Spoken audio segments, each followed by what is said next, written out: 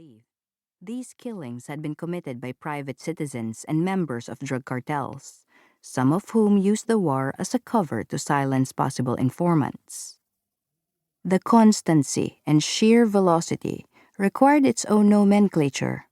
They were drug-related deaths, they were illegal killings, they were targeted assassinations, salvagings, body dumps, drive-by shootings.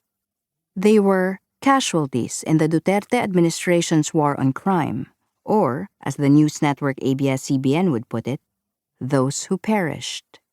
Even Philippine officials seemed unable to agree on the terminology. One senator called them summary killings. The Interior Secretary called them alleged vigilante-style killings of drug personalities. There is language for this phenomenon. The term is extrajudicial killings.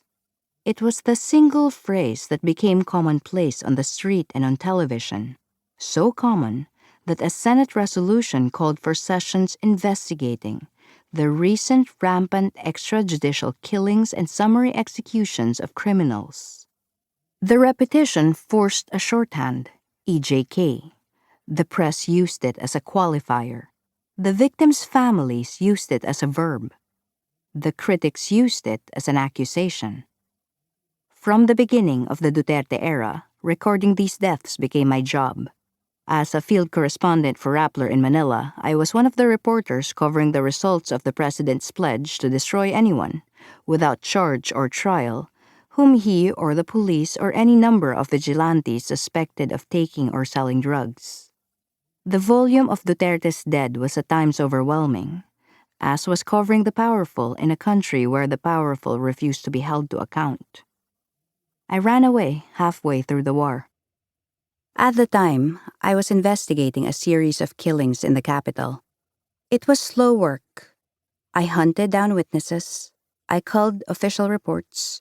I met men who detailed the precise manner in which they killed their own neighbors on orders from above, then sent interview requests to the police officers they accused. Rappler decided my presence in Manila was a security risk. I agreed. It was safer to assume that the self-interest preventing vigilantes from shooting me on sight was unlikely to hold. My editor delayed publication until my plane lifted off the tarmac. All this was why I found myself crossing the Pacific in early October 2018. If the good people of the Logan Nonfiction Fellowship believed I could produce literature, I was happy to pretend I could. The residency was 3 months long at a wooded estate in upstate New York. It should have come as a relief. But years of covering a state-sanctioned massacre does odd things to the mind. I had learned to qualify every statement and to burn transcripts on my balcony. I had lain awake nights convinced that a misplaced comma could be grounds for criminal libel. For someone with my sort of obsessive imagination, the practical caution required of a drug war reporter morphed into an almost paralyzing paranoia. Nothing was certain. Everyone was lying.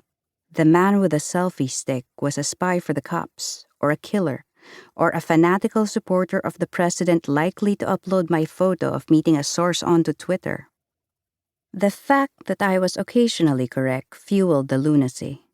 Many things were suspect.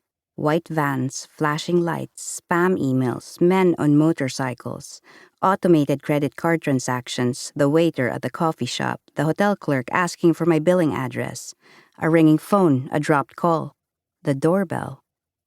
I read and reread my own stories, hunting for gaps, agonizing over sentence construction, convinced I had missed the error that would get a witness killed. By the time I stood at JFK Airport, blank disembarkation form in hand, I couldn't trust my memory to write out my own name. I verified the spelling against my passport.